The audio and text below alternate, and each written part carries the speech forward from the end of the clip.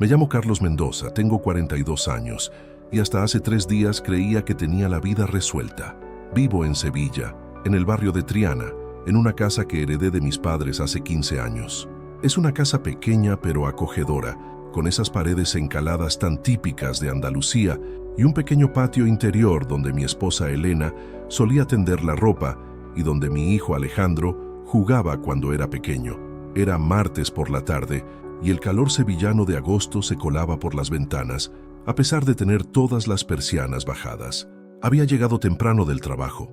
Soy mecánico en un taller cerca del puente de Triana, porque el jefe había decidido cerrar antes debido al calor insoportable. Elena estaba en la cocina preparando gazpacho para la cena, y yo me dirigí al salón para encender el ventilador y descansar un poco en el sofá. Fue entonces cuando escuché voces que venían del patio. Alejandro, mi hijo de 16 años, estaba hablando por teléfono con alguien. Al principio no presté mucha atención, pero algo en su tono me hizo detenerme. Hablaba en voz baja, como si no quisiera que lo escucharan, pero en el silencio de la tarde, sus palabras llegaban claramente hasta donde yo estaba. «No, tío, en serio te lo digo», decía Alejandro con esa manera de hablar que tienen los adolescentes cuando creen que saben todo de la vida. «Mi padre es un asqueroso. No tienes ni idea de las cosas que hace». Sentí como si me hubieran dado un puñetazo en el estómago. Me quedé paralizado en el marco de la puerta, sin atreverme a moverme, sin saber si había escuchado bien. El ventilador siguió girando, haciendo ese ruido monótono que de repente me pareció ensordecedor. ¿Qué hace?», continuó Alejandro, y pude escuchar cómo se alejaba un poco más hacia el fondo del patio. «Pues, cosas asquerosas, ya te digo. No puedo ni contártelo por teléfono. Es que me da asco pensar que es mi padre». Las palabras de mi hijo me atravesaron como cuchillas. 16 años criándolo, 16 años trabajando de sol a sol para darle todo lo que necesitaba, para pagarle los estudios en el instituto, para que no le faltara nada. Y ahora esto. ¿Asqueroso? Yo traté de recordar qué había hecho mal, cuándo había podido darle esa impresión. Soy un hombre trabajador, honesto. Nunca he tenido problemas con la policía, nunca he sido violento con él ni con Elena.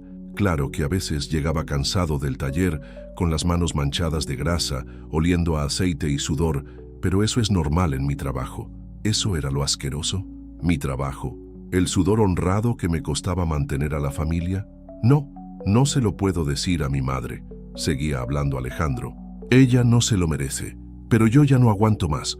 Cada vez que lo veo me entran ganas de vomitar». Esas palabras fueron el golpe final. Vomitar. Mi propio hijo sentía náuseas al verme. Me llevé la mano al pecho porque literalmente me costaba respirar. Era como si todo el aire del salón se hubiera evaporado de repente. El gazpacho que Elena estaba preparando en la cocina desprendía un aroma fresco que normalmente me encantaba, pero en ese momento me resultaba asfixiante.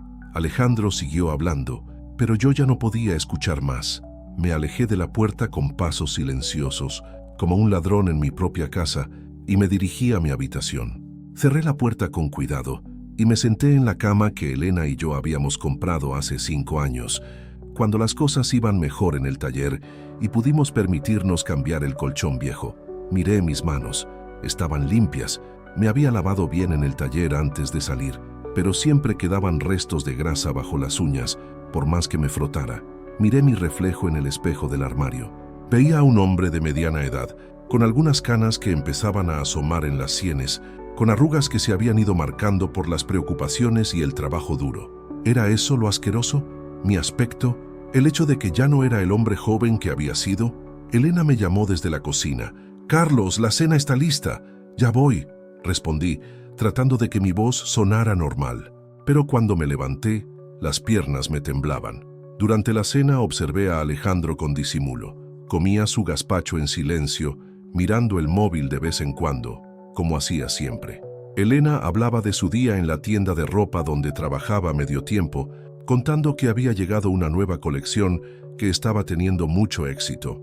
Yo asentía y hacía algún comentario ocasional, pero mi mente estaba en otra parte. Cada vez que Alejandro me miraba, yo buscaba en sus ojos algún signo de desprecio, de asco, de rechazo. ¿Cómo no me había dado cuenta antes? ¿Cómo había podido ser tan ciego? Ahora que lo pensaba, era cierto que últimamente Alejandro y yo habíamos hablado muy poco. Cuando llegaba del instituto, se encerraba en su habitación. Cuando yo llegaba del trabajo, él ya estaba cenando o viendo la televisión. Los fines de semana, siempre tenía planes con sus amigos. Yo había pensado que era normal, que era la adolescencia, que todos los chicos de su edad prefieren estar con sus amigos antes que con sus padres. Pero ahora entendía que había algo más, algo mucho peor. ¿Estás bien, cariño?, me preguntó Elena tocándome el brazo. Estás muy callado esta noche. Sí, solo estoy cansado, mentí. Ha sido un día muy largo en el taller. Alejandro levantó la vista del móvil por un segundo, me miró y luego volvió a bajar la vista. En ese momento fugaz creí ver exactamente lo que había descrito por teléfono. Una expresión de desprecio, asco. No podía estar seguro, pero mi corazón se aceleró como si hubiera visto confirmadas mis peores sospechas. Esa noche no pude dormir. Elena se durmió enseguida, como siempre hacía. Tenía esa habilidad de desconectar en cuanto apoyaba la cabeza en la almohada. Pero yo me quedé despierto, mirando el techo, escuchando los sonidos de la noche sevillana que se colaban por la ventana. Algún coche que pasaba por la calle, el ladrido lejano de un perro, el rumor del río Guadalquivir que corría no muy lejos de nuestra casa. Me levanté varias veces para ir al baño, para beber agua, para asomarme a la ventana. En una de esas veces, vi luz bajo la puerta de la habitación de Alejandro. Estaba despierto, probablemente chateando con sus amigos o navegando por internet. Me acerqué sigilosamente a su puerta y pegué la oreja, pero no escuché nada más que el ruido tenue del teclado del ordenador. ¿De qué más habrían hablado? ¿Con cuántos amigos habría compartido esa opinión sobre mí? ¿Habría contado detalles específicos de por qué le parecía asqueroso? ¿Se reirían de mí cuando yo no estaba presente? Las horas pasaron lentamente. Veía los números del despertador cambiar. Las 2, las 3, las 4 de la madrugada. Elena respiraba tranquilamente a mi lado, completamente ajena al tormento que yo estaba viviendo. ¿Debería contárselo? ¿Cómo le iba a decir que nuestro hijo me consideraba asqueroso? ¿Cómo iba a destruir la imagen que ella tenía de nuestra familia? Porque Elena adoraba a Alejandro. Era su único hijo y había luchado mucho para tenerlo. Durante años habíamos intentado ser padres sin éxito, hasta que finalmente llegó Alejandro como un regalo del cielo. Para Elena, él era perfecto, y la relación entre nosotros tres también lo era. ¿Cómo iba a romper esa burbuja? Además, empecé a cuestionarme si Elena pensaría lo mismo que Alejandro. ¿Habría hablado con él sobre mí? ¿Le habría contado cosas íntimas de nuestro matrimonio que habían hecho que Alejandro desarrollara esa aversión hacia mí? La paranoia comenzó a apoderarse de mi mente cansada. Recordé nuestra vida sexual. Hacía meses que Elena y yo apenas teníamos intimidad. Yo había pensado que era por el cansancio, por la rutina, por el calor del verano sevillano que nos dejaba agotados. Pero ahora me preguntaba si ella también me encontraba repulsivo, si cuando me acercaba a ella por las noches también sentía asco. El amanecer llegó sin que yo hubiera dormido ni un minuto. Elena se despertó como siempre, con energía, y se fue a preparar el desayuno. Yo me levanté como un zombi, me duché, me vestí con la ropa de trabajo y bajé a la cocina. Alejandro ya estaba desayunando, con los auriculares puestos, mirando videos en el móvil. Ni siquiera levantó la vista cuando entré. Elena me sirvió café y tostadas con tomate, como todas las mañanas. «Buenos días», murmuré. Elena me respondió con una sonrisa. Alejandro siguió sin mirarme, como si yo fuera invisible. O peor aún, como si mi presencia le resultara tan desagradable que prefería ignorarme completamente. Me senté a la mesa y traté de desayunar, pero la comida me sabía a cartón. El café me quemó la lengua, pero apenas lo sentí. Todo mi ser estaba concentrado en observar a mi hijo, en buscar más señales de su desprecio, en tratar de entender qué había hecho mal. Cuando terminé de desayunar, me levanté para irme al trabajo. Como siempre, me acerqué a Elena para darle un beso de despedida. Ella me sonrió y me deseó un buen día. Luego me acerqué a Alejandro. «Que tengas buen día en el instituto», le dije, tocándole el hombro suavemente. Por primera vez en la mañana me miró. Fue solo un segundo, pero en sus ojos vi algo que me helió la sangre. No era solo indiferencia, era una mezcla de molestia y, sí, de asco. Exactamente lo que había descrito por teléfono el día anterior. Se quitó uno de los auriculares y murmuró: «Vale, antes de volver a concentrarse en su móvil, pero ahora había apartado ligeramente el hombro donde yo lo había tocado, como si quisiera borrar el contacto. Salí de casa con esa imagen grabada en la retina. Caminé por las calles de Triana hacia el taller, pero era como si estuviera caminando en una niebla espesa. Los sonidos de la ciudad me llegaban amortiguados, las caras de la gente me parecían borrosas. Todo mi mundo se había reducido a esa mirada de desprecio de mi hijo. En el taller traté de concentrarme en el trabajo, pero era imposible.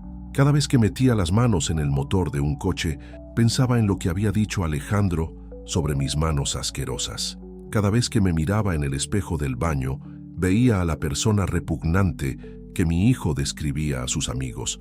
Y fue entonces, a media mañana, mientras cambiaba el aceite a un Seat Ibiza, cuando tomé la decisión que cambiaría todo. Si mi hijo me consideraba tan asqueroso, si mi presencia le causaba náuseas, entonces tal vez lo mejor para todos sería que yo desapareciera de sus vidas.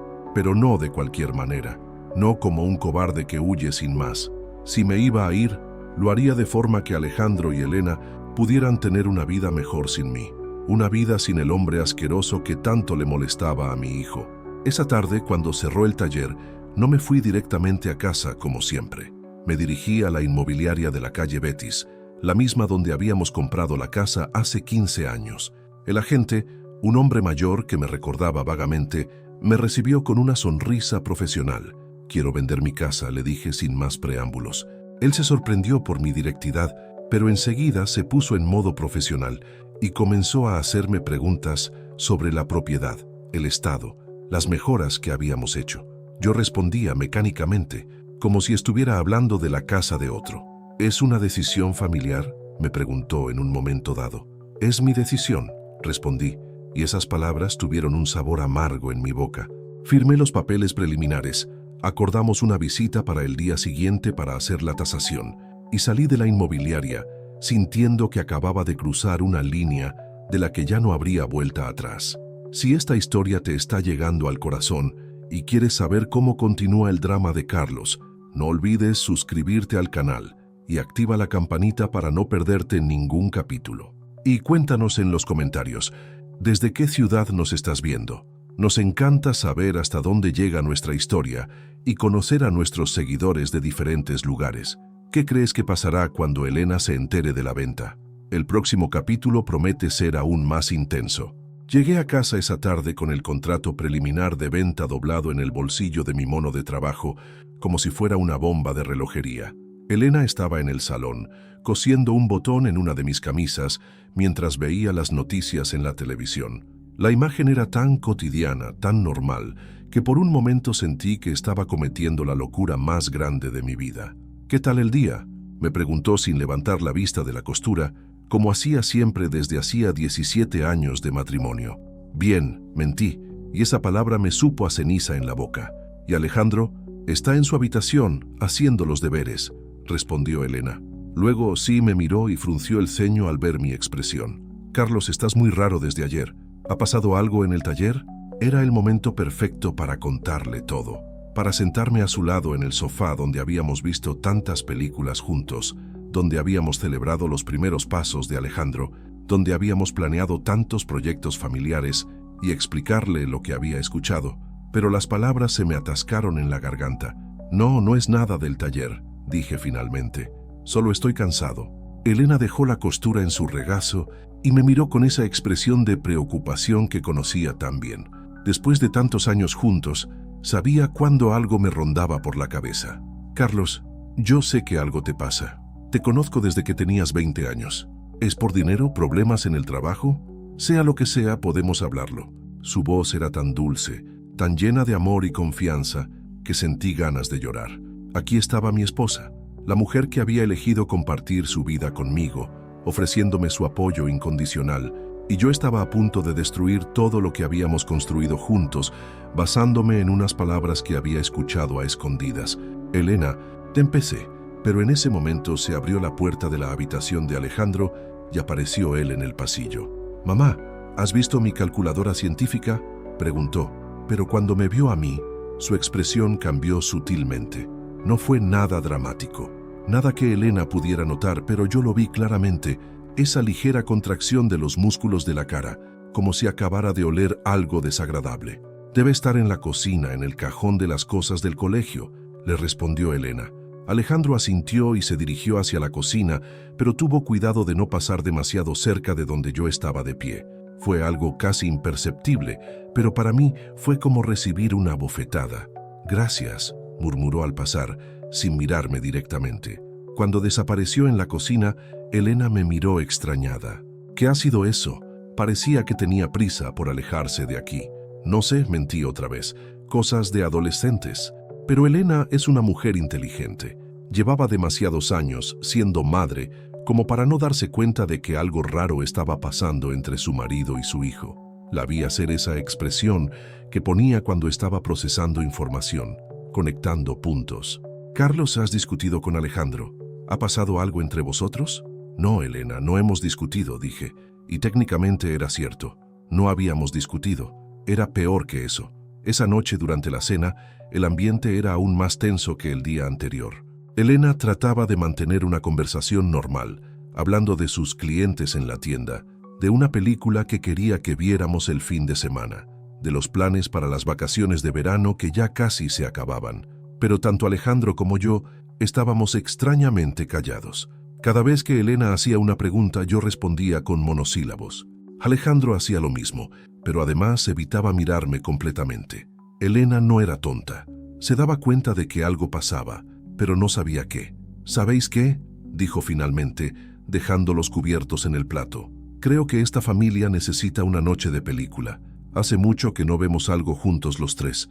«No puedo, mamá», dijo Alejandro inmediatamente. «Tengo que estudiar para un examen de matemáticas. Yo también estoy muy cansado», añadí yo. Elena nos miró a los dos con una mezcla de frustración y tristeza que me partió el corazón. «Vale», dijo suavemente. «Entiendo». Después de cenar, cada uno se fue a su rincón. Elena se quedó viendo la televisión en el salón. Alejandro se encerró en su habitación y yo me fui al pequeño trastero que tenía al fondo de la casa, donde guardaba mis herramientas personales y donde a veces me refugiaba cuando necesitaba pensar. Allí, rodeado del olor a aceite y metal, saqué el contrato preliminar de venta y lo releí. El agente inmobiliario había sido muy eficiente. La casa estaba valorada en 250.000 euros.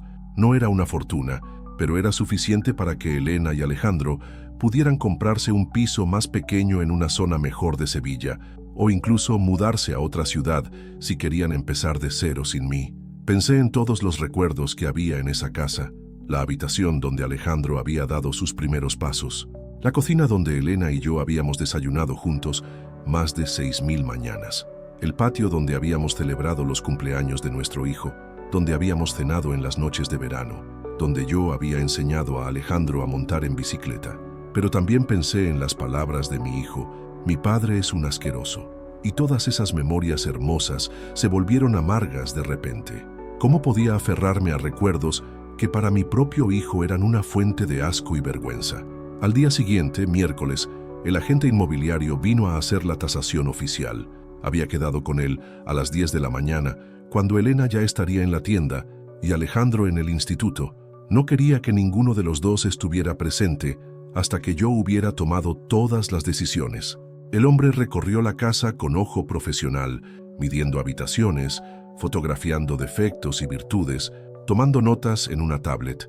Yo lo seguía como un fantasma, viendo mi hogar a través de los ojos de un extraño que lo veía solo como una transacción comercial. «Es una casa muy acogedora», comentó mientras examinaba la cocina. «Se nota que ha sido un hogar familiar. Eso siempre ayuda en las ventas». «Sí», fue todo lo que pude responder. «¿Puedo preguntar el motivo de la venta?» «Es solo para saber cómo enfocar la publicidad. Tuve que inventar algo sobre el margen. Cambio de trabajo, nos mudamos fuera de Sevilla». «Entiendo. ¿Y la familia está de acuerdo con la mudanza?» «Por supuesto». Mentí con una facilidad que me asustó. Cuando el tasador se fue, me quedé solo en la casa por primera vez en mucho tiempo. Elena no volvería hasta las 2 y Alejandro hasta las 3. Caminé por las habitaciones como si fuera un turista visitando un museo de mi propia vida. En la habitación de matrimonio, miré las fotos familiares que Elena tenía en la mesilla de noche. Alejandro de bebé, Alejandro en su primer día de colegio, vacaciones en Cádiz el verano pasado, nuestra boda hace 17 años. En todas las fotos yo sonreía, inconsciente de que algún día mi propio hijo me vería como algo repugnante. En la habitación de Alejandro, que estaba abierta porque había salido con prisa, vi sus cosas. Los libros del instituto, algunos pósters de grupos de música que a mí no me gustaban pero que respetaba, su ordenador donde probablemente había escrito mensajes horribles sobre mí a sus amigos. Tomé su almohada y la olí. Todavía conservaba ese olor particular de mi hijo, mezcla de champú y juventud. Recordé cuando era pequeño y se metía en nuestra cama durante las tormentas, cómo se acurrucaba entre Elena y yo buscando protección. ¿En qué momento había dejado de ser su héroe para convertirme en su pesadilla? El móvil me sonó y me sobresalté. Era el agente inmobiliario. Carlos, tengo buenas noticias. La casa está muy bien valorada y creo que no tendremos problemas para venderla rápido.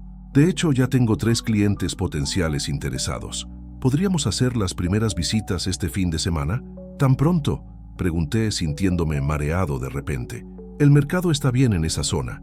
Casas como la suya se venden enseguida. ¿Te parece bien el sábado por la mañana? Sí, dije, aunque mi voz sonaba como si viniera de muy lejos. Sí, está bien. Perfecto. Te mandaré los detalles por WhatsApp. Ah, y Carlos, necesitaré que prepares a tu familia. Las casas se venden mejor cuando los propietarios están presentes y muestran entusiasmo por la venta. Entusiasmo. Esa palabra me sonó como una broma cruel del destino. Colgué el teléfono y me senté en el sofá del salón, el mismo donde Elena había estado cosiendo mi camisa el día anterior. De repente, todo me pareció irreal. ¿De verdad estaba vendiendo mi casa? ¿De verdad estaba preparándome para destrozar mi familia basándome en una conversación telefónica que había escuchado por casualidad? Pero entonces recordé la cara de Alejandro esa mañana durante el desayuno, la forma en que había apartado el hombro cuando lo toqué, la forma en que evitaba mirarme directamente. No era solo una conversación telefónica, era la confirmación de algo que llevaba tiempo gestándose y que yo había sido demasiado ciego para ver. A las 2 en punto, llegó Elena del trabajo. La escuché abrir la puerta, dejar el bolso en el recibidor y dirigirse hacia la cocina para preparar la comida. Yo seguía sentado en el sofá, paralizado por la magnitud de la mentira que estaba a punto de construir. «Carlos, ¿estás en casa?», me gritó desde la cocina. «Sí», respondí, y mi voz sonó tan extraña que tuve que aclararme la garganta. «Sí, estoy aquí». Elena apareció en el salón con una sonrisa, pero su expresión cambió cuando me vio la cara. «Dios mío, Carlos, estás pálido como un papel. ¿Te encuentras mal?». «Elena», dije, y las palabras salieron de mi boca antes de que pudiera detenerlas. «Tenemos que hablar». Se sentó a mi lado en el sofá, con esa expresión de preocupación que había visto tantas veces cuando Alejandro se ponía enfermo o cuando teníamos problemas económicos. «¿Qué pasa?», preguntó tomándome la mano. Y entonces, mirándola a los ojos, pronuncié la mentira más grande de mi vida. «Me han ofrecido un trabajo en Madrid, un trabajo muy bueno, con mucho mejor sueldo, pero tendríamos que mudarnos». Elena parpadeó varias veces, procesando la información. «¿Madrid? ¿Cuándo?». «Pronto, muy pronto. De hecho, tragué saliva. Ya he empezado los trámites para vender la casa». El silencio que siguió fue ensordecedor. Elena me soltó la mano y se quedó mirándome como si no me reconociera. «¿Ya has empezado los trámites?», preguntó con una voz muy pequeña. «¿Sin consultármelo? ¿Sin consultar con Alejandro?». «Elena, es una oportunidad increíble. Podríamos tener una vida mejor». «Una vida mejor», repitió, y por primera vez en 17 años de matrimonio, vi algo parecido a la ira en sus ojos. Sin preguntarme qué quiero yo, sin pensar en los estudios de Alejandro, en sus amigos, en mi trabajo. «Tu trabajo», empecé a decir, pero ella me cortó. «Mi trabajo puede no ser gran cosa para ti, Carlos, pero a mí me gusta, y Alejandro está en mitad del bachillerato. No puedes arrancar a un chico de 16 años de su vida y llevártelo a otra ciudad como si fuera una maleta». «Elena, por favor». «No», dijo, levantándose del sofá. «No me digas, por favor. Me estás diciendo que has tomado una decisión que afecta a toda la familia sin consultarme. ¿Desde cuándo eres tú el único que decide en esta casa?». Nunca había visto a Elena tan enfadada. Sus mejillas estaban rojas, sus ojos brillaban con una mezcla de dolor y furia que me partió el corazón. Pero era demasiado tarde para retractarme. Ya había empezado la mentira, y ahora tenía que mantenerla hasta el final. No es solo una decisión mía, dije, odiándome a mí mismo con cada palabra. Es lo mejor para todos. ¿Lo mejor para todos o lo mejor para ti? Y esa pregunta me dolió tanto, porque en el fondo sabía que tenía razón. Lo que estaba haciendo no era lo mejor para Elena ni para Alejandro, era lo mejor para mí, para mi orgullo herido, para mi incapacidad de enfrentar el desprecio de mi propio hijo. Esa noche Elena y yo apenas nos dirigimos la palabra. Ella preparó la cena en silencio, con movimientos bruscos que delataban su enfado. Cuando llegó Alejandro del instituto, inmediatamente notó la tensión en el ambiente. ¿Qué pasa?, preguntó, mirando alternativamente a su madre y a mí. Elena me lanzó una mirada que parecía decir, cuéntaselo tú, ya que eres tan bueno tomando decisiones solo. Pero yo no pude hacerlo, no en ese momento, no cuando todavía tenía su cara de desprecio grabada en la retina. Tu padre tiene algo que contarte, dijo Elena finalmente, sirviéndole un plato de lentejas con chorizo. Alejandro me miró expectante y por un momento pareció que su expresión habitual de rechazo se suavizaba por la curiosidad. Era la primera vez en días que me prestaba atención directa. Nos vamos a mudar a Madrid, dije sin más preámbulos. Me han ofrecido un trabajo allí. El tenedor de Alejandro se quedó suspendido a medio camino hacia su boca. Sus ojos se abrieron de par en par y por primera vez desde que había escuchado esa conversación telefónica, vi una emoción genuina en su cara dirigida hacia mí. Pero no era admiración ni alegría, era shock puro. ¿Cómo que nos mudamos?, preguntó, dejando el tenedor en el plato. ¿Cuándo? Pronto, muy pronto. Pero yo estoy en segundo de bachillerato, tartamudeó. No puedo cambiar de instituto ahora. ¿Estás loco?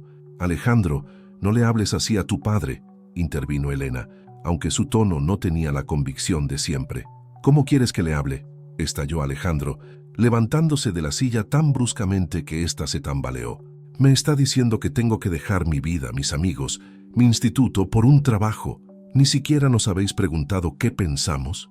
Es lo mejor para la familia, repetí, aunque las palabras me sonaban cada vez más huecas. ¿Lo mejor para la familia o lo mejor para ti?, preguntó Alejandro, y sus palabras eran exactamente las mismas que había usado Elena unas horas antes.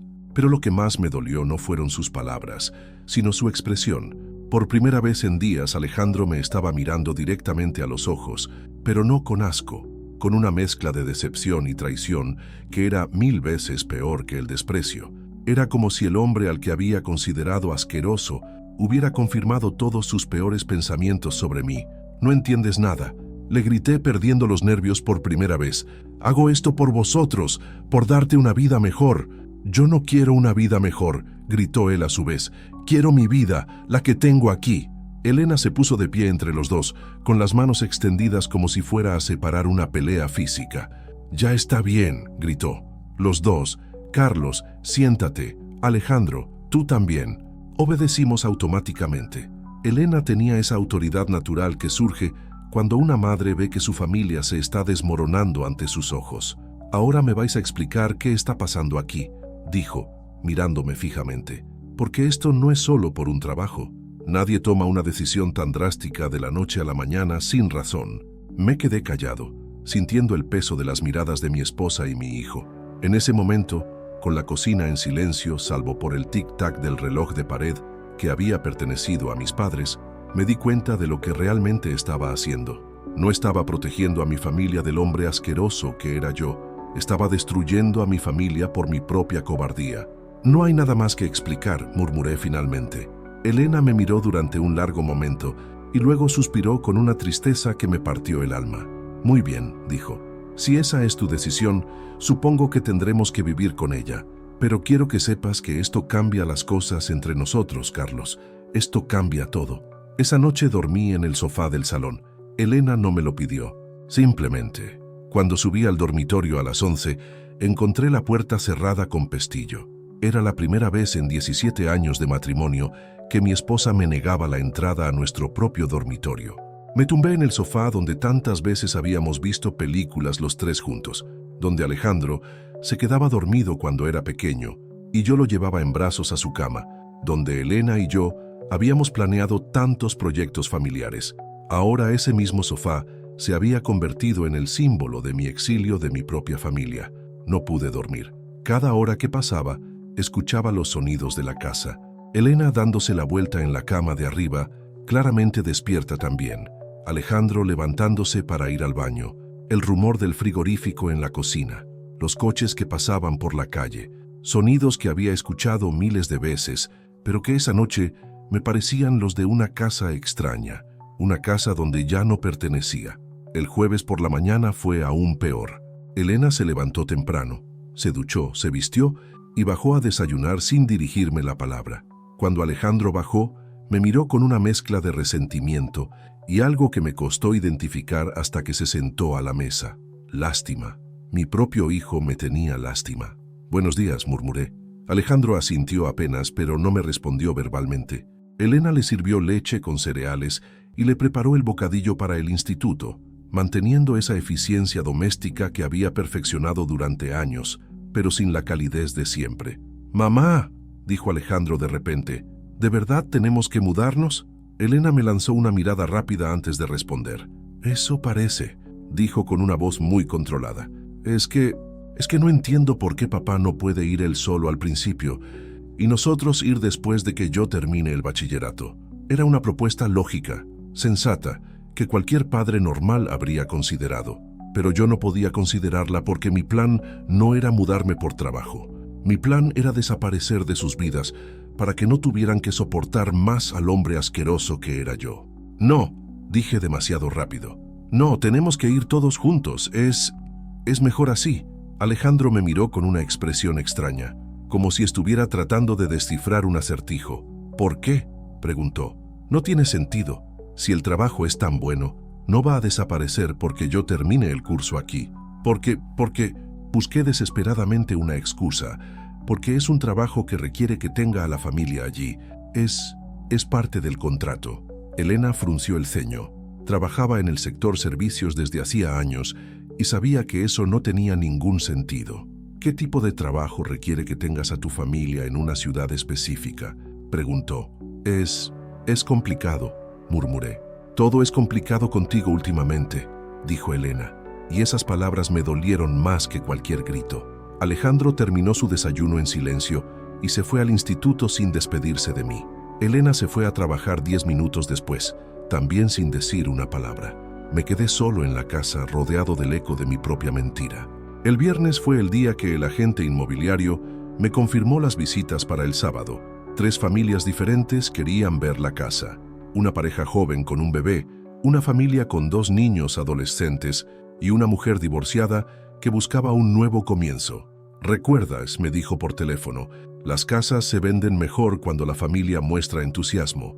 Si tu esposa y tu hijo pueden estar presentes y hablar positivamente del barrio, de la casa, será mucho más fácil». Entusiasmo. Otra vez esa palabra que me sonaba como una broma cruel. Esa noche, durante la cena, les conté sobre las visitas. «Mañana vienen unas familias a ver la casa», anuncié. Elena dejó el tenedor en el plato con un ruido metálico. «¿Mañana? ¿Tan pronto?» «Sí, el agente dice que hay mucha demanda». «Claro», dijo Elena con amargura. «Todo tiene que ser a tu ritmo, ¿verdad? ¿A qué hora?» «La primera es a las 10». Alejandro, que había estado comiendo en silencio, levantó la cabeza. «¿Tengo que estar aquí?», preguntó. Sería mejor si estuvieras», admití. «¿Mejor para quién?», preguntó Elena. «Para todos. Para que vean que es una casa familiar feliz». Las palabras salieron de mi boca antes de que pudiera detenerlas, e inmediatamente me di cuenta de lo absurdas que sonaban. Una casa familiar feliz. Cuando llevábamos 3 días sin hablarnos normalmente, cuando yo había dormido 2 noches en el sofá, cuando mi hijo me miraba como si fuera un extraño, Elena soltó una risa amarga. «Una casa familiar feliz», repitió. «Claro, Carlos, eso es exactamente lo que somos ahora». El sábado por la mañana llegó como una condena. Elena se levantó temprano y empezó a limpiar la casa con una energía frenética que reconocí como su forma de canalizar la ansiedad. Alejandro se levantó tarde, como todos los sábados, pero cuando le expliqué que tenía que ducharse y vestirse decentemente para las visitas, me miró como si le hubiera pedido que hiciera algo degradante. ¿En serio tengo que fingir que estoy contento con esto?, preguntó. Solo tienes que estar presente, dije. No tienes que fingir nada. Pero los dos sabíamos que eso era otra mentira. Tenía que fingir. Todos teníamos que fingir. La primera familia llegó puntual a las 10. Era la pareja joven con el bebé. Ella se llamaba Carmen, él Miguel, y el bebé era una niña de unos 6 meses que gorgoteaba alegremente en los brazos de su madre. Elena, que siempre había adorado a los bebés, se iluminó al verlos a pesar de la tensión. ¡Qué niña más preciosa!, exclamó acercándose a ellos con una sonrisa que era la primera genuina que le veía en días. «Gracias», dijo Carmen. «Estamos buscando una casa con patio para cuando empiece a caminar». El agente inmobiliario nos presentó como la familia Mendoza, que se muda por motivos de trabajo, y empezó la visita. Yo lo seguía como un fantasma, viendo mi casa a través de los ojos de extraños que ya la imaginaban como su hogar. «Este patio es perfecto», decía Miguel, mirando el espacio donde Alejandro había jugado cuando era pequeño. «Podríamos poner una piscina pequeña aquí, y aquí un columpio», añadía Carmen señalando el rincón donde Elena tendía la ropa. Alejandro estaba apoyado en el marco de la puerta, observando la escena con una expresión que no pude descifrar. De vez en cuando, Carmen le hacía alguna pregunta sobre el barrio, sobre el instituto, y él respondía con monosílabos corteses pero fríos. «¿Te gusta vivir aquí?», le preguntó Carmen en un momento dado. Alejandro me miró durante un segundo, y en sus ojos vi una mezcla de dolor y algo parecido a la súplica. Era como si me estuviera dando una última oportunidad de parar toda esta locura. «Sí», dijo finalmente, mirando hacia otro lado. «Me gusta mucho». Esas palabras me atravesaron como una daga. Mi hijo, que supuestamente me consideraba asqueroso, estaba defendiendo nuestro hogar. Estaba tratando de sabotear la venta sin enfrentarse directamente a mí, y yo lo estaba obligando a participar en la destrucción de lo que más quería. Cuando la primera familia se fue, después de mostrar un interés evidente por la casa, nos quedamos los tres en el salón en un silencio pesado. «Son muy simpáticos», dijo Elena finalmente. «Sí», murmuré. «La niña es preciosa», añadió. «Sí». Alejandro no dijo nada. Se fue a su habitación y cerró la puerta. La segunda familia llegó a las 12. Tenían 2 hijos, un chico de la edad de Alejandro y una chica un poco menor. El padre era ingeniero, la madre profesora, y buscaban una casa en un barrio tranquilo para que sus hijos pudieran ir caminando al instituto. Esta visita fue aún más dolorosa. El chico de 16 años conectó inmediatamente con Alejandro, preguntándole por el instituto del barrio, por los sitios donde salir, por las actividades que había en la zona. Vi a mi hijo animarse por primera vez en días, hablando con entusiasmo de su barrio, de sus amigos, de todo lo que yo lo estaba obligando a dejar atrás. «El instituto está genial», le decía al otro chico. «Los profesores son buenos y hay un polideportivo nuevo donde puedes jugar al fútbol y al baloncesto». «¿Y para salir?», preguntó el chico. «Pues está el centro comercial Los Arcos y en verano siempre hay cosas en el parque de María Luisa, y si quieres ir al centro tienes el metro que te lleva directo». Los padres del chico sonreían, encantados con la información de primera mano que les estaba dando Alejandro. El agente inmobiliario también sonreía, sabiendo que un adolescente entusiasmado con el barrio era la mejor publicidad posible. Pero yo solo podía pensar en que estaba viendo a mi hijo hacer el marketing de la vida que le estaba quitando. La tercera familia llegó a las 2 de la tarde. Se trataba de Pilar, una mujer de unos 40 años que venía sola. El agente inmobiliario me había contado que estaba recién divorciada y buscaba un nuevo comienzo en un barrio tranquilo. Llevaba un vestido azul marino y una sonrisa nerviosa que me recordó dolorosamente a Elena el día que visitamos esta misma casa hace 15 años, cuando éramos jóvenes y estábamos llenos de sueños. «Es exactamente lo que estaba buscando», dijo Pilar nada más entrar al recibidor. «Se respira paz aquí, paz». Si hubiera sabido la guerra silenciosa que se estaba librando entre estas paredes, probablemente habría salido corriendo. Elena la recibió con la cortesía andaluza que llevaba en la sangre, ofreciéndole agua fresca y preguntándole sobre sus planes. A pesar de toda la tensión de los últimos días, mi esposa no podía evitar ser hospitalaria, con una mujer que claramente estaba pasando por un momento difícil. ¿Tienes hijos?, le preguntó Elena, mientras el agente empezaba la visita por el salón. Tengo una hija de 14 años, respondió Pilar. Viene conmigo los fines de semana. Mi exmarido, bueno, digamos que necesitaba alejarme de esa situación. Elena asintió con comprensión y vi cómo se intercambiaban esa mirada de solidaridad que comparten las mujeres que han pasado por dificultades. En ese momento, me di cuenta de algo terrible. Elena se estaba identificando con Pilar. Veía en ella a una mujer que había tenido que tomar decisiones drásticas para protegerse y tal vez estaba pensando que ella también tendría que hacer lo mismo conmigo. Alejandro había salido de su habitación para la visita, pero se mantenía apartado, observando la escena con esa expresión que había aprendido a reconocer. Estaba analizando, tratando de entender qué estaba pasando realmente en su familia. Este patio es perfecto, decía Pilar, admirando el espacio donde habíamos vivido tantos momentos felices. Podría poner plantas, tal vez un pequeño huerto. Siempre he querido cultivar mis propias verduras. A mí me encanta la jardinería, dijo Elena, y por primera vez en días la vi sonreír con genuina alegría. Ese rincón de allí tiene sol toda la mañana, perfecto para tomates y pimientos. Mientras las dos mujeres hablaban de plantas y proyectos futuros, yo me sentía cada vez más como un intruso en mi propia casa. Pilar representaba exactamente lo que yo había planeado, alguien empezando de nuevo, libre de una situación tóxica. Pero viendo la felicidad en los ojos de Elena al hablar de jardinería, me di cuenta de que tal vez el tóxico en esta historia era yo. ¿Y tú qué opinas de la casa?, le preguntó Pilar a Alejandro directamente. Mi hijo se quedó callado un momento, mirándome con una expresión extraña. Luego se dirigió a Pilar con una madurez que me sorprendió. «Es una casa muy especial», dijo. «Aquí he sido muy feliz. Mis padres la compraron cuando yo era pequeño y...» Hizo una pausa. «Y siempre pensé que sería mi hogar para siempre». Sus palabras fueron como puñaladas. No había rencor en su voz, solo una tristeza profunda que me partió el alma. Este no era el chico que había descrito a su padre como asqueroso. Este era mi hijo, dolido y confundido, tratando de entender por qué su mundo se estaba desmoronando.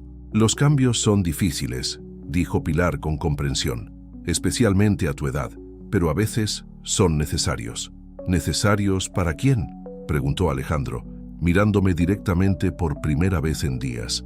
El agente inmobiliario carraspeó incómodo, sintiendo la tensión en el ambiente.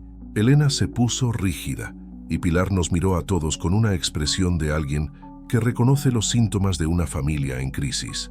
«Bueno», dijo el agente rápidamente, «¿qué os parece si vemos las habitaciones de arriba?». Durante los siguientes 20 minutos, siguieron con la visita mientras yo me quedaba en el patio, incapaz de soportar ver cómo otros imaginaban sus vidas en los espacios donde habíamos construido las nuestras. Podía escuchar sus voces arriba, Pilar haciendo preguntas prácticas sobre la calefacción y el agua caliente, Elena respondiendo con información detallada sobre la casa que conocía como la palma de su mano. Cuando bajaron, Pilar parecía decidida. «Es perfecta», le dijo a la gente. «¿Cuál es el precio?». «250.000 euros», respondió el hombre. «Pero tenemos otras ofertas interesantes, así que si está realmente interesada...». «Lo estoy», dijo Pilar firmemente. «Puedo hacer una oferta formal esta misma tarde». Sentí como si me hubieran dado un puñetazo en el estómago. Era real, estaba pasando de verdad. Mi casa, nuestro hogar, estaba a punto de venderse a una desconocida. «Excelente», dijo el agente, claramente satisfecho. «Les dejo mi tarjeta y esta tarde me pongo en contacto con ustedes para formalizar la oferta». Cuando se fueron, nos quedamos los tres solos en el salón. El silencio era ensordecedor. Elena se sentó en el sofá donde yo había dormido las últimas 2 noches. Alejandro se quedó de pie junto a la ventana y yo me senté en la silla que había sido de mi padre. «Bueno», dijo Elena finalmente, «supongo que ya tienes comprador». «Elena», empecé, pero ella levantó una mano para callarme. «No», dijo, «no digas nada más, ya has dicho suficiente, ya has decidido suficiente». Alejandro se volvió desde la ventana. «No lo entiendo», dijo, y su voz temblaba ligeramente. «No entiendo nada de lo que está pasando aquí». «¿Qué no entiendes?», preguntó Elena. «Todo esto del trabajo en Madrid», dijo Alejandro mirándome fijamente. «Papá, Trabajas en el taller de Antonio desde hace más de 10 años. Antonio es como tu hermano. ¿Por qué de repente quieres cambiar de trabajo? ¿Por qué tienes tanta prisa en vender la casa? ¿Por qué actúas como si huyeras de algo? Sus preguntas eran demasiado perspicaces, demasiado precisas. Alejandro había heredado la inteligencia de su madre y la había estado usando para analizar toda la situación, y se estaba acercando demasiado a la verdad. «Es una oportunidad muy buena», dije débilmente. «¿Qué tipo de oportunidad?», insistió. «¿En qué empresa? ¿Cuánto te van a pagar? ¿Por qué no has hablado nunca de ella antes?» «Alejandro», intervino Elena, «no interrogues a tu padre». «¿Por qué no?», estalló Alejandro. «Él está interrogando nuestras vidas. Está tomando decisiones que nos afectan a todos sin explicar nada. Tengo derecho a saber por qué tengo que dejar mi vida aquí». Sus gritos resonaron en la casa y me di cuenta de que era la primera vez que mi hijo me hablaba con esa pasión, esa intensidad, desde hacía meses. Incluso enfadado, incluso gritándome, parecía más real, más presente que en todas nuestras interacciones recientes. «Tienes razón», gritó de vuelta, perdiendo completamente los nervios. «Tienes derecho a saber, pero no te va a gustar la verdad». Elena se puso de pie de un salto. «Carlos, ¿qué verdad?». «La verdad es que no hay ningún trabajo en Madrid». Grité, y las palabras salieron de mi boca como lava de un volcán. «La verdad es que quiero vender la casa e irme de aquí porque me he dado cuenta de que mi familia me odia». El silencio que siguió fue absoluto. Elena me miraba con la boca abierta. Alejandro se había quedado completamente inmóvil junto a la ventana. Podía escuchar el tic-tac del reloj de la pared, el rumor lejano del tráfico, mi propio corazón latiendo desesperadamente. «¿Que te odiamos?», susurró Elena. «Carlos, ¿de qué estás hablando?». Ahora ya no había vuelta atrás. La verdad había salido, parcialmente al menos, y no podía tragarme las palabras. «El martes», dije, y mi voz sonaba extraña incluso para mí. Escuché a Alejandro hablando por teléfono. Escuché lo que dijo sobre mí. Alejandro parpadeó varias veces, claramente tratando de recordar. «¿Qué dije?», preguntó con voz pequeña. «Dijiste que era asqueroso», espeté, y las palabras me salieron cargadas de todo el dolor que había estado acumulando durante días. «Dijiste que eras asqueroso, que te daba asco pensar que era tu padre, que tenías ganas de vomitar cuando me veías». La cara de Alejandro se puso pálida, luego roja, luego otra vez pálida. Elena nos miraba alternativamente, tratando de procesar lo que estaba escuchando. «Alejandro», dijo con voz temblorosa, «¿es eso cierto?». Mi hijo se llevó las manos a la cabeza, con una expresión de horror absoluto. «No», gritó. «No, no, no, papá, no estaba hablando de ti». «¿Cómo que no estabas hablando de mí?», pregunté, sintiéndome confundido. «Dijiste claramente, mi padre es asqueroso, pero no me refería a ti». Alejandro estaba al borde de las lágrimas. «Estaba hablando con Mario. Estaba hablando del padre de Sofía». «¿Qué?», Elena y yo preguntamos al mismo tiempo. «Sofía es una chica que me gusta del instituto», explicó Alejandro atropelladamente. «Y su padre es un abusador. La maltrata a su madre». Mario me preguntaba por qué Sofía no quería que fuera a buscarla a casa, y yo le estaba contando por qué. Le estaba diciendo que el padre de Sofía es asqueroso, que hace cosas terribles con su familia. Mi mundo se tambaleó, las piernas me flaquearon y tuve que agarrarme al respaldo de la silla. «¿El padre de Sofía?», repetí estúpidamente. «Sí». Alejandro se acercó a mí con los ojos llenos de lágrimas. «Papá, yo nunca podría decir eso de ti. Tú eres el mejor padre del mundo. Te admiro más que a nadie. Pero dijiste que tenías ganas de vomitar, de pensar en lo que le hace ese hombre a Sofía. No de ti, jamás de ti». Elena se había llevado las manos a la boca, con los ojos como platos. «Carlos», susurró, «has estado haciendo todo esto porque escuchaste mal una conversación». La realidad me golpeó como un tsunami. Durante 5 días había estado destruyendo mi familia, vendiendo mi casa, construyendo mentiras elaboradas, durmiendo en el sofá, alejándome de las personas que más amaba en el mundo, por un malentendido. Yo no podía articular una frase completa. Alejandro se acercó más y me abrazó con una fuerza que no había sentido desde que era pequeño. «Papá, lo siento», sollozaba contra mi pecho. «Siento si te he parecido distante últimamente. Es que estoy preocupado por Sofía y además tengo mucha presión con el bachillerato y Pero eso no tiene nada que ver contigo. Tú eres mi héroe, papá. Siempre lo has sido. Me derrumbé. 17 años de ser padre, 42 años de vida, y nunca había llorado tanto como en ese momento. Abracé a mi hijo con todas mis fuerzas, respirando su olor familiar, sintiendo su corazón latir contra el mío. Perdóname, le susurré al oído. Perdóname, hijo. He sido un idiota. Elena se acercó y nos abrazó a los dos, formando ese círculo familiar que había estado a punto de romper para siempre por mi propia estupidez. Carlos, me dijo al oído, tenemos que parar la venta, ahora mismo. Tenía razón, pero cuando levanté la vista, vi al agente inmobiliario parado en la puerta de entrada que habíamos dejado abierta después de la visita de Pilar. Tenía una expresión de sorpresa e incomodidad. Claramente había escuchado parte de nuestra conversación familiar. Disculpen, dijo carraspeando. Pilar quiere hacer una oferta formal por la casa. ¿Seguimos adelante? Los tres nos miramos, todavía abrazados, todavía con lágrimas en los ojos, y no pudimos evitar reírnos ante lo absurdo de la situación. Mi capítulo 5. Reconstruyendo lo que casi perdí, el agente inmobiliario carraspeó incómodo, claramente sin saber si debía entrar o salir corriendo de lo que parecía una crisis familiar en pleno desarrollo.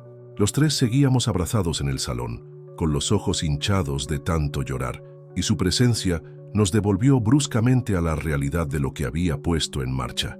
Señor Ramírez, dije, separándome del abrazo familiar, pero manteniendo una mano en el hombro de Alejandro, me temo que vamos a tener que cancelar la venta. Su cara se descompuso inmediatamente. Era evidente que ya había prometido una comisión sustanciosa a sus superiores y que Pilar había mostrado una determinación que garantizaba una venta rápida. ¿Cancelar?, repitió, mirando alternativamente el contrato en sus manos y nuestras caras tearosas. Pero la señora Pilar está muy interesada. De hecho, me ha llamado hace 10 minutos para confirmar que quiere hacer una oferta de 240.000 euros. Es una oferta muy buena, solo 10.000 menos del precio de salida. Elena se secó los ojos con la manga de su blusa y se acercó a la gente con esa determinación que conocía tan bien cuando había tomado una decisión firme. Señor Ramírez, le dijo con voz clara, mi marido puso la casa en venta por motivos personales que ahora se han resuelto. No vamos a mudarnos a Madrid. No hay ningún trabajo esperándolo allí. Esta ha sido una decisión precipitada que queremos revertir antes de que sea demasiado tarde. El hombre nos miró como si fuéramos locos, y probablemente tenía razón. Pero señora, entenderá que esto me pone en una posición muy difícil. La señora Pilar ya ha contactado con su banco para solicitar la hipoteca. Ha hecho planes. No puedo simplemente decirle que ya no está disponible. Claro que puede, intervino Alejandro, sorprendiéndome con su madurez. Hasta que no se firme nada oficial, mi padre tiene derecho a cambiar de opinión. El agente suspiró profundamente, claramente calculando la comisión perdida. Técnicamente tienen razón, admitió a regañadientes, pero esto va a ser muy desagradable para todos los involucrados. La señora Pilar parecía haber encontrado exactamente lo que buscaba. Sentí una punzada de culpa. Pilar era una mujer que claramente estaba tratando de reconstruir su vida después de una situación difícil, igual que yo había pensado hacer, pero la diferencia era que ella tenía motivos reales para empezar de nuevo, mientras que yo había estado huyendo de fantasmas. ¿Podríamos hablar con ella?, preguntó Elena. Explicarle la situación personalmente. No es justo que se entere por teléfono. Elena, no creo que... Empecé a decir. No, Carlos, me cortó. Hemos causado suficiente daño con esta locura. Lo mínimo que podemos hacer es ser honestos con una mujer que solo buscaba un hogar. Tenía razón, como siempre. Elena tenía esa brújula moral que a mí a veces me fallaba, especialmente cuando estaba cegado por mis propias inseguridades. El señor Ramírez nos miró pensativo durante un momento. ¿Saben qué?, dijo finalmente. Pilar me dijo que iba a volver esta tarde para tomar medidas de algunas habitaciones. Podrían hablar con ella entonces, pero les advierto que va a ser una conversación muy incómoda. Aceptamos su propuesta. Pilar volvería a las 5 de la tarde y nosotros le explicaríamos cara a cara por qué la casa ya no estaba disponible. Mientras tanto, el agente se fue con la promesa de no confirmar la oferta hasta después de nuestra conversación. Cuando nos quedamos solos otra vez, el silencio en la casa se sintió diferente.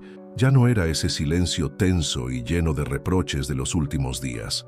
Era un silencio expectante, como si la casa misma estuviera esperando a ver si íbamos a ser capaces de sanar lo que había roto. «Bueno», dijo Elena sentándose en el sofá y palmeando el cojín a su lado para que me sentara. «Creo que tenemos mucho de qué hablar». Me senté junto a ella, notando lo extraño que se sentía estar en el sofá como marido otra vez, en lugar de como exiliado. Alejandro se sentó en la silla de enfrente, mirándome con una expresión que mezclaba preocupación y curiosidad. «Papá», dijo suavemente, «¿de verdad pensaste que yo te odiaba?» La pregunta me atravesó el pecho. Miré a mi hijo, ese chico de 16 años que era tan parecido a Elena en la expresión, pero que tenía mis ojos y mi manera de fruncir el ceño cuando estaba preocupado. «No solo que me odiabas», admití dolorosamente. «Pensé que te daba asco. Pensé que mi presencia te resultaba repugnante». Alejandro sacudió la cabeza vigorosamente. «Jamás, papá, jamás podría sentir eso por ti». Se inclinó hacia adelante en la silla. «Es verdad que últimamente he estado raro, pero no tiene nada que ver contigo. ¿Qué es lo que te pasa?», preguntó Elena con esa voz suave que usaba cuando sabía que uno de nosotros necesitaba hablar. Alejandro suspiró y se pasó las manos por el pelo, un gesto que había heredado directamente de mí. «Es lo de Sofía», dijo finalmente. «Su padre es horrible con ella y con su madre. A veces viene al instituto con moretones que trata de ocultar con maquillaje, y yo no sé qué hacer, no sé cómo ayudarla». Elena y yo nos miramos. No sabíamos nada de esta chica, ni del drama que nuestro hijo estaba viviendo en silencio. «¿Has pensado en hablar con algún profesor?», preguntó Elena. «¿O con el orientador del instituto?». «Sofía me ha hecho prometer que no diga nada», respondió Alejandro. «Dice que si alguien se mete, su padre se pondrá peor con ella y con su madre». «Eso es muy habitual en casos de maltrato», dijo Elena suavemente. «Las víctimas tienen miedo de que las represalias sean peores. Por eso estaba hablando con Mario el otro día», continuó Alejandro. «Le estaba contando lo frustrante que es saber que alguien que quieres está sufriendo y no poder hacer nada. Mario me preguntaba por qué no iba nunca a casa de Sofía, y yo le expliqué que era porque su padre es... Bueno, ya sabes lo que dije. Entendí entonces por qué mi hijo había estado tan distante, tan preocupado. No era adolescencia normal. Era un chico de 16 años cargando con el peso de un secreto terrible, tratando de proteger a alguien que le importaba. «Alejandro», le dije, «no puedes cargar con esto tú solo». «Lo sé», murmuró, «pero es que no sé qué hacer. Sofía confía en mí, y si traiciono esa confianza, no sería traicionarla», intervino Elena. «Sería ayudarla. Hay servicios sociales que están entrenados para manejar estas situaciones. ¿Y si empeora las cosas? ¿Y si no hacer nada también las empeora?», le devolvió Elena. Vimos a nuestro hijo luchando con una decisión que ningún adolescente debería tener que tomar, y me di cuenta de que, mientras yo había estado obsesionado con un malentendido ridículo, mi hijo había estado lidiando con un problema real y serio. «¿Sabes qué?», dije levantándome del sofá. «Vamos a averiguar juntos cómo ayudar a Sofía, pero primero, quiero pediros perdón a los dos». Me puse de pie en el centro del salón, mirando a las dos personas más importantes de mi vida. «Elena», empecé, dirigiéndome a mi esposa, «he sido un idiota egoísta que estuvo dispuesto a destruir nuestra familia por su propia paranoia. Te mentí, tomé decisiones a tus espaldas y casi vendí la casa donde hemos sido felices durante 15 años». Elena tenía lágrimas en los ojos, pero me dejó continuar. «Y Alejandro», me volví hacia mi hijo, «pensé lo peor de ti sin ni siquiera preguntarte qué te pasaba. En lugar de ser el padre en quien pudieras confiar tus problemas, me convertí en parte de tus problemas». «Papá», empezó Alejandro. «No, déjame terminar», le dije. «Estos últimos días me he dado cuenta de que he estado tan preocupado por ser el padre perfecto que me olvidé de ser simplemente tu padre. Me he dado cuenta de que vosotros dos sois lo más importante de mi vida y estuve a punto de perderos por mi propia estupidez». Elena se levantó y se acercó a mí. «Carlos», me dijo tomándome las manos, «todos cometemos errores. Lo importante es aprender de ellos. ¿Puedes perdonarme?», le pregunté. «Ya te he perdonado», respondió, y me besó suavemente en los labios. Era el primer beso que compartíamos en 5 días, y sabía a esperanza. Alejandro se acercó también y nos abrazó a los dos. Yo también os quiero pedir perdón, dijo. Debería haberos contado lo de Sofía desde el principio. No debería haber cargado con esto yo solo. A partir de ahora, dijo Elena, en esta familia hablamos de todo, sin secretos, sin malentendidos. Sin secretos, asentí. Sin secretos, repitió Alejandro. A las 5 en punto, tal como había prometido, Pilar llegó a la puerta. Venía con una sonrisa esperanzada y un metro de costurera en la mano. Elena abrió la puerta y la invitó a pasar al salón. Pilar, empezó Elena con delicadeza, tenemos que hablar con usted sobre la casa. La sonrisa de Pilar se desvaneció lentamente al ver nuestras expresiones serias. ¿Ha surgido algún problema con la venta?, preguntó, sentándose en el borde del sofá. No exactamente un problema, dije yo, más bien una revelación.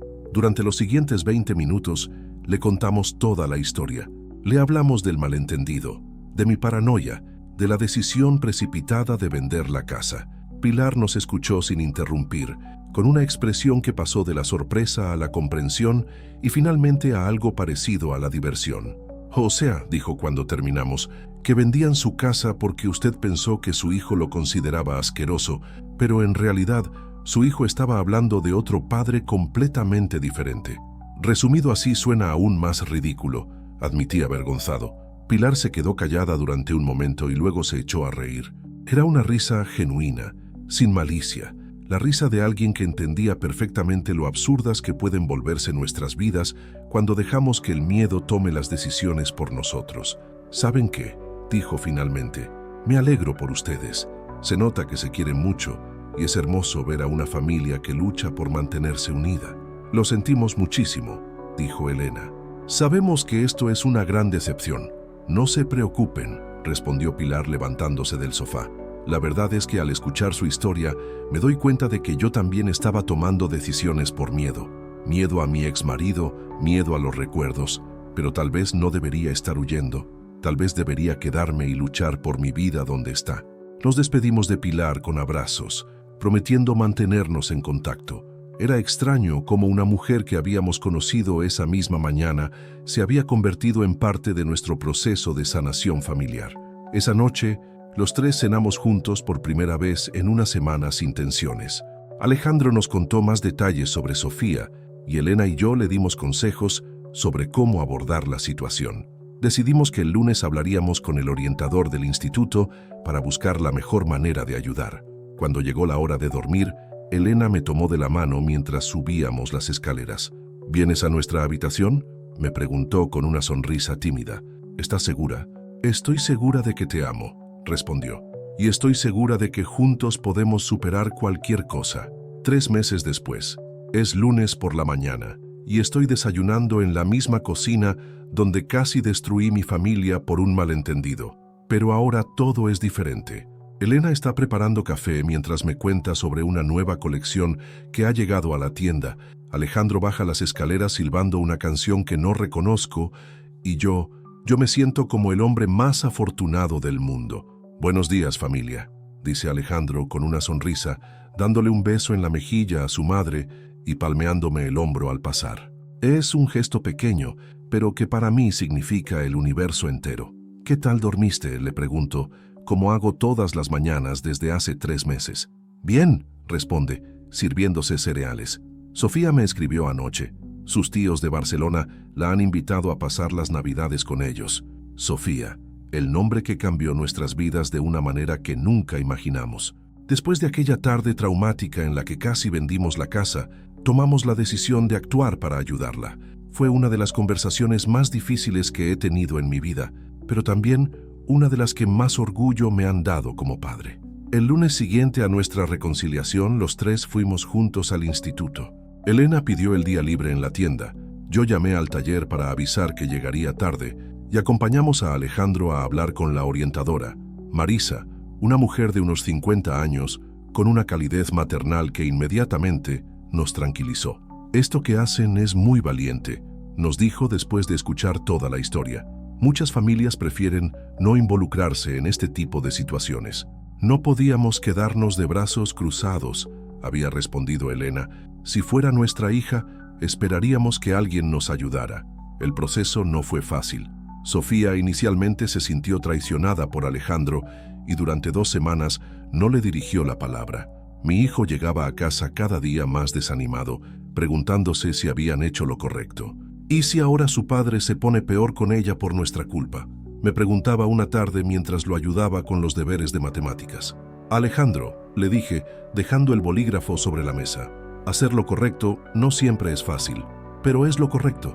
La trabajadora social asignada al caso, Carmen, resultó ser una profesional excepcional. Con paciencia y delicadeza, logró ganarse la confianza de Sofía y de su madre. El padre fue denunciado, hubo una orden de alejamiento y madre e hija encontraron refugio en un piso de protección. Pero lo más hermoso de todo fue ver cómo mi hijo maduró durante ese proceso. El chico que 3 meses antes yo había creído que me despreciaba, se convirtió en un joven valiente que luchaba por proteger a la persona que amaba. ¿Cómo está Sofía ahora?, pregunta Elena, sentándose con nosotros a la mesa. Mucho mejor, responde Alejandro, y su sonrisa ilumina toda la cocina. Su madre encontró trabajo en una floristería y están viviendo en un apartamento pequeño pero bonito cerca del centro. Y lo mejor de todo es que ya no tiene miedo. ¿Y vosotros dos?, pregunto, aunque ya sé la respuesta por la forma en que mi hijo se sonroja ligeramente. Estamos bien, dice, tratando de sonar casual. Vamos al cine los sábados, estudiamos juntos en la biblioteca. Es genial tener una novia que ya no tiene que esconder moretones con maquillaje. Elena y yo nos miramos con esa complicidad que hemos reconstruido durante estos meses. Hemos aprendido a hablar, a preguntar, a estar presentes en la vida de nuestro hijo sin ser invasivos. ¿Sabes qué?, digo terminando mi café. Me alegro de que las cosas hayan salido así. Sí, papá, dice Alejandro mirándome con una expresión seria. ¿Alguna vez te arrepientes de haber querido vender la casa? Es una pregunta que me ha hecho varias veces durante estos meses, como si necesitara confirmar constantemente que no volvería a tomar una decisión tan drástica sin consultarlo. ¿Arrepentirme?, repito, mirando alrededor de la cocina donde hemos desayunado miles de mañanas. ¿De casi perder a mi familia por un malentendido ridículo? Por supuesto que me arrepiento, pero, pregunta Elena, alzando una ceja. Pero en cierta manera, esa crisis nos enseñó cosas importantes. Nos enseñó a comunicarnos mejor, a no dar nada por sentado, a valorar lo que tenemos. Y nos permitió ayudar a Sofía, añade Alejandro. Exacto. Si yo no hubiera escuchado esa conversación, si no hubiera malinterpretado todo, nunca habríamos sabido lo que estaba pasando. El destino tiene formas muy raras de actuar, comenta Elena sabiamente. Después del desayuno, cada uno se va a sus actividades. Elena a la tienda, donde ahora es supervisora de sección después de demostrar su iniciativa, organizando una campaña de ropa de segunda mano para mujeres en situaciones de violencia doméstica. Alejandro al instituto, donde sus notas han mejorado considerablemente desde que ya no carga con el peso del secreto de Sofía. Y yo al taller, donde Antonio, mi jefe y amigo de toda la vida, todavía se ríe cuando recuerda el día que llegué y le dije que me habían ofrecido trabajo en Madrid. Carlos, me había dicho ese día, llevas trabajando aquí 12 años, te conozco como si fueras mi hermano, ¿de verdad pensaste que te dejaría ir sin pelear por ti? En el taller, las cosas también han cambiado. Ahora hablo más con mis compañeros, participo en las conversaciones durante el descanso y he descubierto que algunos de ellos también han pasado por crisis familiares similares. Manolo, el electricista, me contó que hace 2 años casi se divorcia porque pensaba que su mujer tenía una aventura, cuando en realidad ella estaba organizando una fiesta sorpresa para su aniversario. Los hombres somos muy tontos cuando se trata de entender a nuestras familias, me dijo un día mientras cambiábamos los frenos de un Renault. Pensamos demasiado y hablamos muy poco. A la hora del almuerzo, recibo un mensaje de Elena. ¿Puedes pasar por casa a las 2? Tengo una sorpresa. Sorpresas. Antes de todo esto, las sorpresas me ponían nervioso. Ahora las recibo con expectación y alegría. Llego a casa puntual y encuentro a Elena en el patio, junto a una mesa llena de plantas y herramientas de jardinería.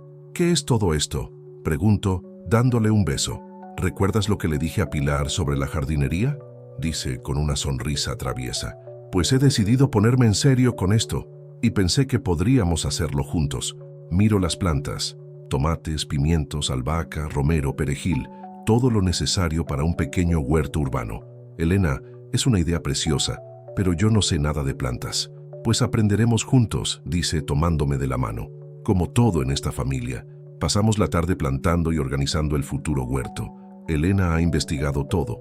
¿Qué plantas necesitan más sol? ¿Cuáles van mejor juntas? ¿Cómo preparar la tierra? Mientras trabajamos, me cuenta que la idea se le ocurrió después de una conversación con Pilar. ¿Con Pilar?, pregunto sorprendido. ¿Sigues hablando con ella? Nos hemos hecho amigas, admite Elena.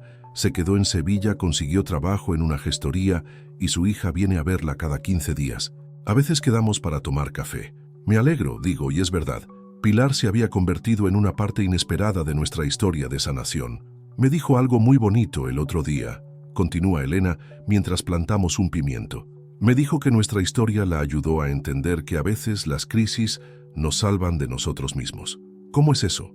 Pues que si tú no hubieras tenido esa crisis, si no hubieras querido vender la casa, ella se habría mudado aquí huyendo de sus problemas en lugar de enfrentarlos, y que gracias a verte luchar por tu familia, ella se dio cuenta de que también tenía que luchar por la suya. Cuando Alejandro llega del instituto esa tarde, nos encuentra en el patio, sucios de tierra hasta los codos, riéndonos como adolescentes mientras tratamos de descifrar las instrucciones del sistema de riego por goteo. ¿Qué hacéis?, pregunta, dejando la mochila en el suelo. Tu madre ha decidido convertir nuestro patio en una versión en miniatura de los jardines de Córdoba, le explico.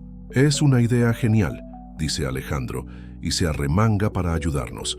Sofía me ha contado que su madre tiene plantas en todos los balcones de su nuevo apartamento. Dice que cuidar las plantas la ayuda a relajarse. Trabajamos juntos hasta que cae el sol, planificando dónde poner cada planta, diseñando senderos con piedras que Alejandro encuentra en una obra cercana, e imaginando cómo se verá todo en unos meses cuando empiece la primavera. Esa noche, después de cenar, estamos los tres en el sofá viendo una película cuando suena el timbre. Elena va a abrir y vuelve acompañada de una chica morena de unos 16 años, tímida pero con una sonrisa que ilumina la habitación. Carlos, dice Elena, quiero presentarte a Sofía. Me levanto del sofá, consciente de que esta es la chica por quien mi hijo ha luchado tanto, la chica cuya situación cambió nuestras vidas sin que ella lo supiera.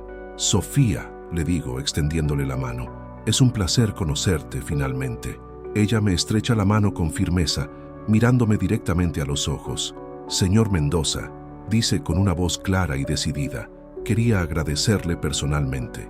Alejandro me ha contado todo lo que han hecho ustedes por mí, y quería que supiera que nunca podré pagarles lo que han hecho.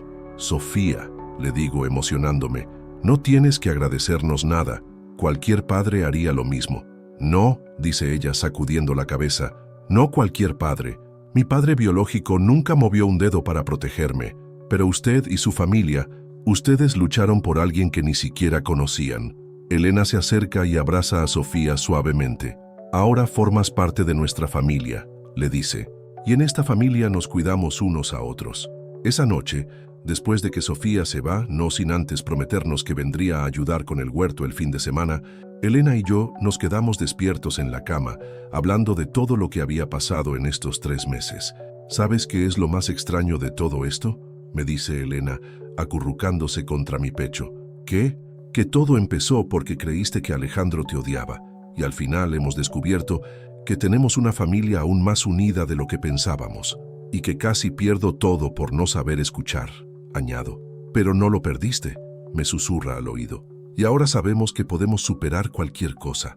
Tienes razón. Hemos aprendido que las crisis pueden ser oportunidades, que los malentendidos pueden convertirse en entendimientos más profundos y que una familia que se ama de verdad puede salir adelante de cualquier tormenta. Mientras me quedo dormido esa noche, con Elena en mis brazos y sabiendo que Alejandro está seguro en su habitación, pienso en todo lo que ha cambiado desde aquella tarde de agosto, cuando escuché una conversación que malinterpreté completamente. Ya no soy el hombre asqueroso que creía ser. Soy Carlos Mendoza, mecánico, esposo, padre, y alguien que aprendió que el amor verdadero no se basa en no cometer errores, sino en estar dispuesto a admitirlos, corregirlos y seguir luchando por las personas que amas. Y mientras me quedo dormido, puedo escuchar el sonido de la vida en nuestra casa, el rumor del frigorífico, el tic-tac del reloj el viento suave que mueve las plantas nuevas del patio. Son los sonidos de un hogar en paz, de una familia que ha aprendido a amarse no a pesar de sus imperfecciones, sino a través de ellas. Y así termina la historia de Carlos y su familia, una historia que nos enseña que los malentendidos pueden convertirse en entendimientos más profundos y que el amor verdadero es más fuerte que cualquier crisis. Gracias por acompañarnos en este viaje emocional. Si esta historia te llegó al corazón, no olvides suscribirte y contarnos desde qué ciudad nos seguiste hasta el final. ¿Qué te pareció este desenlace? ¿Has vivido alguna experiencia similar en tu familia?